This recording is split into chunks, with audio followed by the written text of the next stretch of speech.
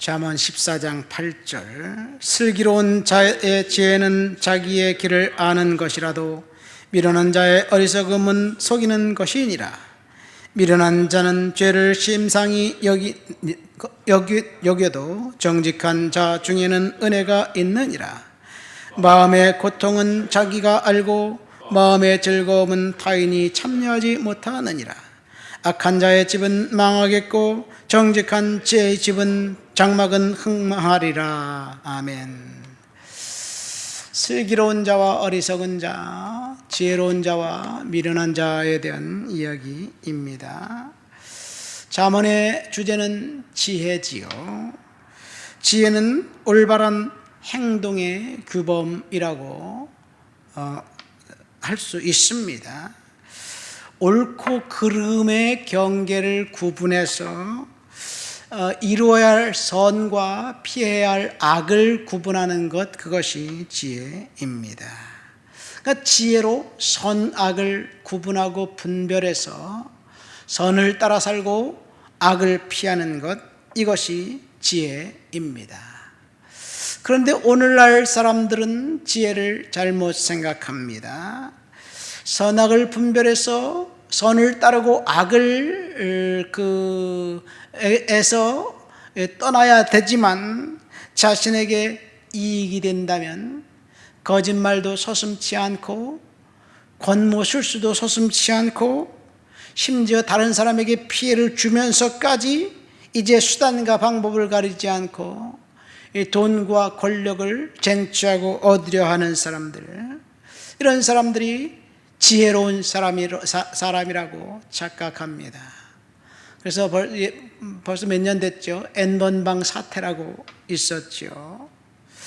그 N번방 사태에서 어떤 일이 벌어졌는지 잘 모르겠어요. 매스컴에 나온 거 보면 특별히 어린아이들, 여자아이들을 성적으로 유린하고 그리고 착취하고 이제 그 성매매를 시키고 그런 일들을 있었다는 것, 어른들이 어린아이들을 대상으로 한 범죄 행위입니다.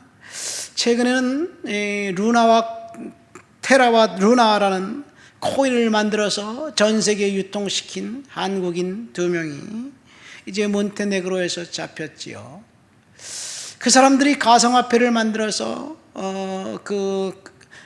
가격이 아주 최고점일 때 자기가 소유한 것을 싹 팔아버리고, 그리고 결국 빈 껍데기만 남겨서 그것에 투자했던 수많은 사람들의 이제 지갑을 탈탈 털었습니다. 그러면서도 떳떳합니다. 자기는 정당한 투자 행위였다고 이야기합니다. 화폐의 가치가 떨어진 걸 어떻게 하냐고 그렇게 이야기합니다. 그것이 지혜라고 착각합니다. 근데 이런 사람들의 배후에는 유력 정치인과 결탁해서 그런 일들을 벌어지는 거죠. 우리가 살고 있는 세상은 무엇을 하더라도, 어떤 행동을 하더라도 돈과 권력과 지위를 이제 쟁취하면 그것이 최고 선이고 도덕이 되어버린 세상, 이것이 진짜 지혜일까요? 사악한 일이지요. 지혜로운 사람이 득세하는 그 세상이 정의로운 세상이고, 사악한 사람들이 만약에 그 법적인 제재 없이 법망을 피해가면서 자신들이 활개치고 있는 세상이라면 분명히 불의한 세상임에는 틀림없습니다. 잠언에서 말하는 지혜는 여호와를 경외하는 것이라고 이야기합니다. 여호와를 경외한다는 말은 하나님을 두려워한다는 이야기지요. 하나님을 두려워하지 않는 사람들이 범죄자들이지요.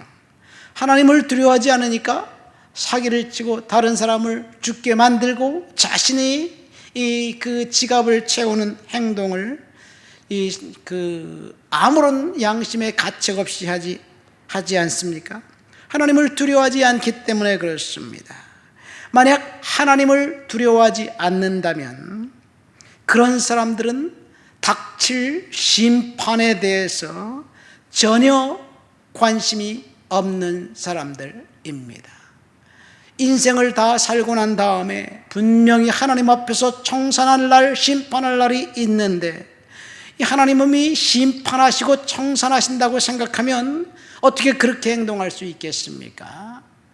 이 사람들은 하나님의 심판이 두려워서 그렇게 행동하지 못하는 거예요. 이게 양심의 법입니다.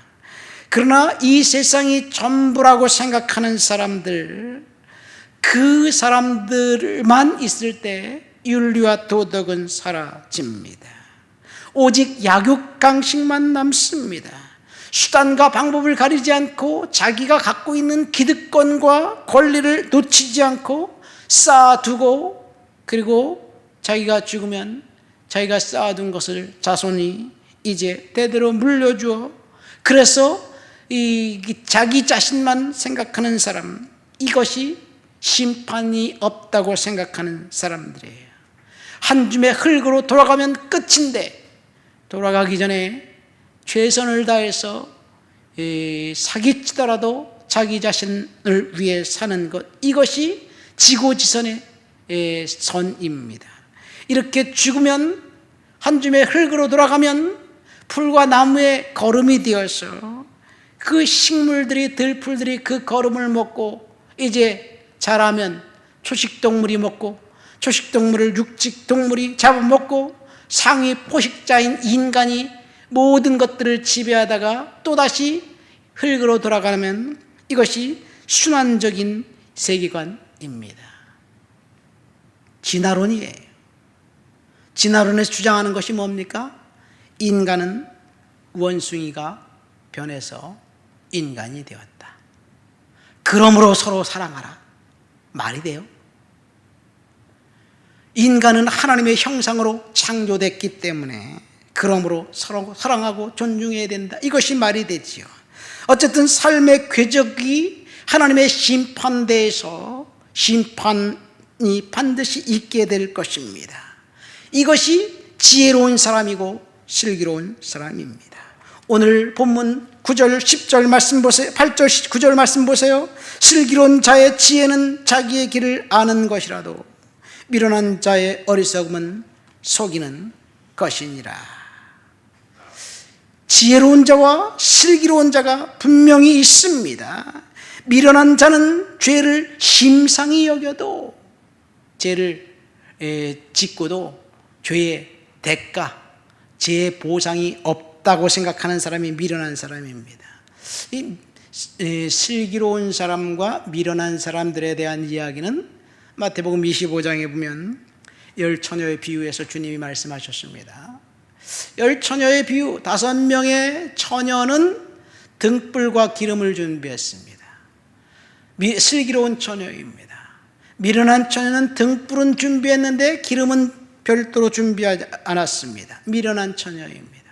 그런데 보니까요, 둘 다 등불과 기름을 준비했더라고요. 문제는 별도 기름을 준비했느냐 준비하지 않느냐의 차이예요. 별도 기름은 뭘까요? 어떤 목사님들은 그 별도 기름은 성령이라고 이야기합니다. 성령 받지 않으면 혼인잔치에 참석할 수 없다, 성령 받지 않으면 천국 갈 수 없다, 그렇게 이야기합니다. 맞습니다. 그러나 그렇게 따지고 보면 미련한 자도 등불과 기름이 있었어요. 별도 기름이 없었지. 그러니까 성령을이라고 해석할 수가 없습니다. 성도들은 성령을 이미 받은 사람들이에요. 그렇죠. 우리가 예수 믿을 때 이미 성령을 받았습니다. 이 10명의 처녀들은 다 믿음을 갖고 있는 사람들이었어요. 그런데 마지막 재림의 순간이 다가오고 예수님이 다시 오시를 걸 때 별도 기름을 준비했느냐 준비하지 않았느냐의 차이에 따라서 어떤 사람은 천국 혼인잔치에 들어가고 어떤 사람은 이제 들어오지 못하고 밖에서 슬피 울며 이를 갈미 있으리라 이야기하고 있습니다. 슬기로운 자들과 미련한 자들의 차이는 단 한 가지, 별도 기름입니다.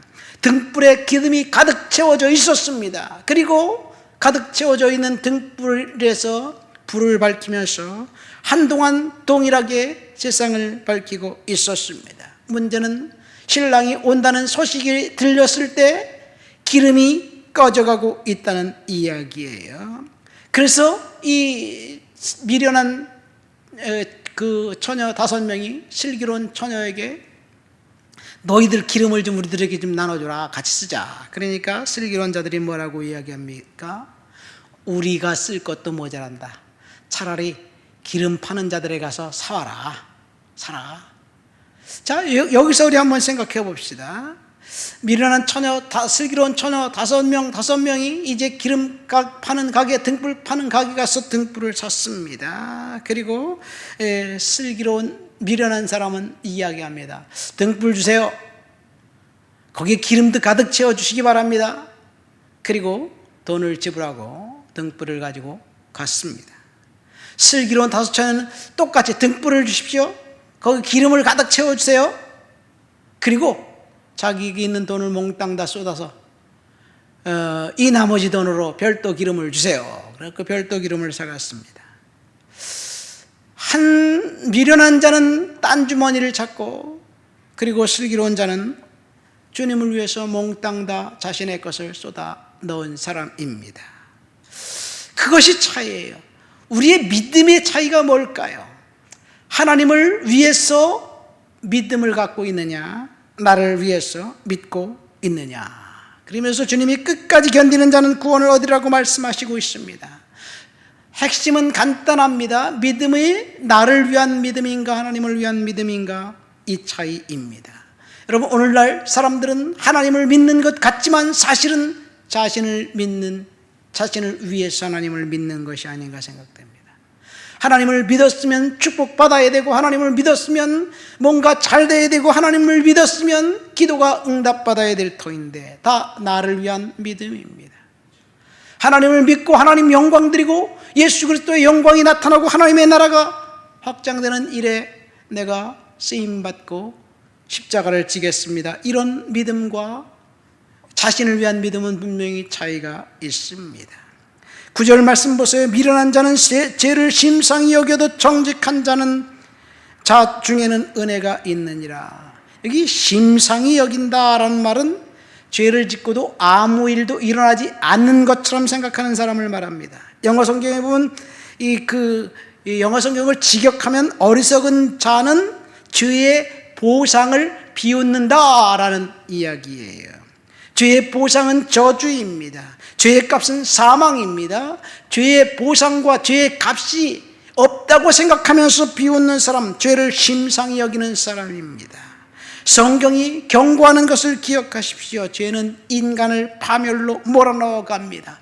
은밀한 죄가 결국 스스로 폭로해서 그 사람이 지은 그 사람을 비참하게 만든다는 이야기예요. 이 민수기 32장 23절에 보세요. 너희 죄가 반드시 너희를 찾아낼 줄 알라. 죄가 찾아내서 저주에 임하게 만듭니다. 10절 말씀 보세요. 악한 자의 집은 망하겠고 정직한 자의 집은 흥하리라. 이것은 하나님의 경고입니다.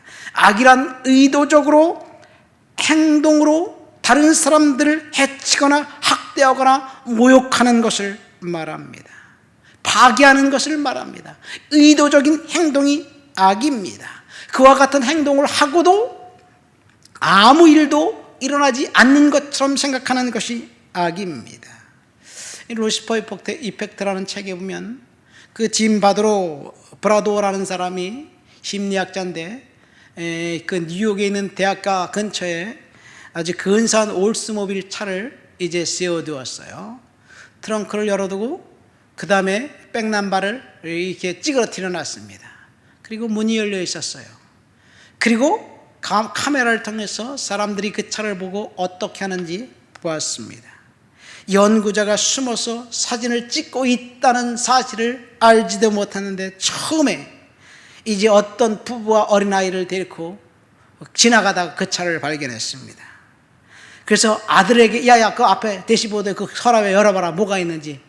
그리고 트렁크를 열고 그리고 배터리를 빼가고 그리고 이 부부가 서로 고함치고 소리치면서 거기 그것 좀 제대로 챙기라니까 뭐냐고 막 이렇게 하면서 그 한 가족이 자동차를 이제 있는 것들을 파괴하기 시작했습니다. 이 차를 타고 가던 사람들이 그 모든 광경을 보았어요. 근데 불과 몇 시간 되지 않아서 이 차를 파괴한 23명이 있었고요. 그리고 이 자동차는 이제 파괴와 폭력과 도난에 시달렸습니다. 이 실험을 하고 난 다음에 이 교수가 타임지에 실었습니다. 버려진 자동차의 일기라는 제목하에 도시의 익명속에 빚어낸 슬픈 이야기를 기고했습니다. 며칠 되지 않아 올스모빌 이 자동차는 폭력과 도난에 시말려야 했습니다. 파괴자들은 모두 백인이었고 평범한 시민이었습니다. 옷차림이 아주 말끔하게 입고 가는 사람이었습니다. 만약에 우리가 그 옆을 지나간다면, 누군가가 탈취하는 것을 본다면 저거 왜 저 사람이 갖고 가지? 내가 거기서 뭔가 안 빼가면 나는 손해난 것 같은 그런 생각이 들어서 우리가 파괴에 동참하게 만들 수도 있어요. 그러니까 악은요, 다른 사람이 저지른 것, 그것이 악이 아니에요. 우리에게도 얼마든지 그럴 개연성이 있다는 이야기예요. 아무도 보지 않는 사이에 뭔가 자신의 이익을 챙길 수 있는 그런 상황이 된다면 자신의 이익에 따라서 도둑질도 서슴지 않는 것이 우리들의 이야기일 수도 있습니다. 그러니까 우리가 예수 그리스도의 보혈과 은혜만 저와 여러분들의 심령을 하나님의 은혜 가운데서 치유할 수 있습니다. 그래서 우리에게는 보혈이 필요합니다. 우리 스스로 죄의 문제, 악의 문제를 해결할 수 없지만 보혈의 문제로 우리는 해결할 수 있습니다. 말씀을 맺습니다. 오늘 슬기로운 자와 미련한 자라는 제목으로 잠언의 말씀을 들었습니다. 12절 말씀 보세요. 어떤 길은 사람이 보기에 바르나 필경은 사망의 길이니라. 우리 앞에 놓인 사망의 길, 그 길이 분명히 있습니다. 어떤 행동을 해야 될까? 또 생명의 길도 있습니다. 자연인 상태에서 사망의 길을 쫓는 것이 생명의 길을 쫓는 것보다 더 자연스럽습니다. 그것이 인간이에요. 왜? 죄가 우리를 오염시켰기 때문에. 그래서 우리에게는 이제 그리스도의 보혈이 필요합니다. 슬기로운 다섯 처녀처럼 별도 기름을 준비하고, 그리고 우리는 믿음으로 보혈의 은혜 가운데 살아야 될 줄 믿습니다. 하나님 아버지 감사합니다. 슬기로운 자와 미련한 자, 그 차이를 잠언을 통해서 생각했습니다. 우리가 악에 연루되고 죄에 연루될 개연성이 있는 그런 타락한 본성을 갖고 있는 사람들, 그래서 미련한 행위도 서슴지 않고 행할 수 있는 이제 그 기회가 있는 그런 사람임을 고백하며 보혈 앞에 우리를 복종하고 예수의 은혜 안에 살아가기를 간절히 소망합니다. 십자가의 보혈로 깨끗이 씻어주시고 은혜 가운데 살아갈 수 있도록 도와주시옵소서. 예수님 이름으로 기도합니다. 아멘. 하늘에 계신 우리 아버지 이름을 거룩하게 하시며 아버지의